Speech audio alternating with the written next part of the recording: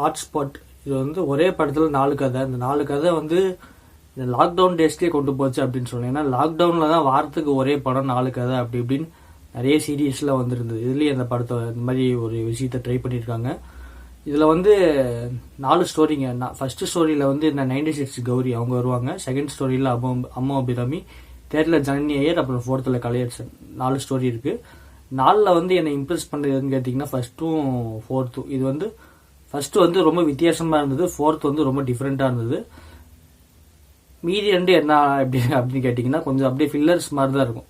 அந்த ஃபர்ஸ்ட்டும் ஃபோர்த்தும் தந்த இம்பாக்ட் வந்து இந்த செகண்டும் தேர்ட் ஸ்டோரியில இல்லை. அதுதான் அந்த ரெண்டுலேயுமே ஒரு பிரச்சனை.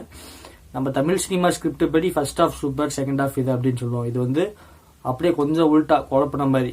ஃபர்ஸ்ட் அரை மணி நேரம் சூப்பர், லாஸ்ட் அரை மணி நேரம் சூப்பர், இடையில கொஞ்சம் ஃபில்லர்ஸ் மாதிரி கொஞ்சம் அப்படி இப்படின்னு இருக்கும். ஆனால் ஓவராலாக பார்க்கும்போது இந்த படம் வந்து ஒன் டைம் வாட்சபிள் தான் என்னை பொறுத்த வரைக்கும். ஒரு நல்ல மெசேஜோட வருவீங்க. ஆனால் இது வந்து டபுள் மீனிங் வசனங்கள் கொஞ்சம் அப்படி இப்படின்னு அதிகமாக இருக்கும். அதனால ஃபேமிலிக்கான மூவி கிடையாது. என்னுடைய ரேட்டிங் அப்படி பார்த்தீங்கன்னா ஓவராலாக 4 ஸ்டோரியும் சேர்த்து ரேட்டிங் பார்க்கும்போது 5க்கு ஒரு 3.5 தரலாம். போர் அடிச்சா ஒரு ஒன் டைம் ட்ரை பண்ணலாம். அதுக்கான எல்லா தகுதியும் உள்ள படம் தான் இந்த ஹாட்ஸ்பாட். டைம் இருந்தால் பாருங்கள்.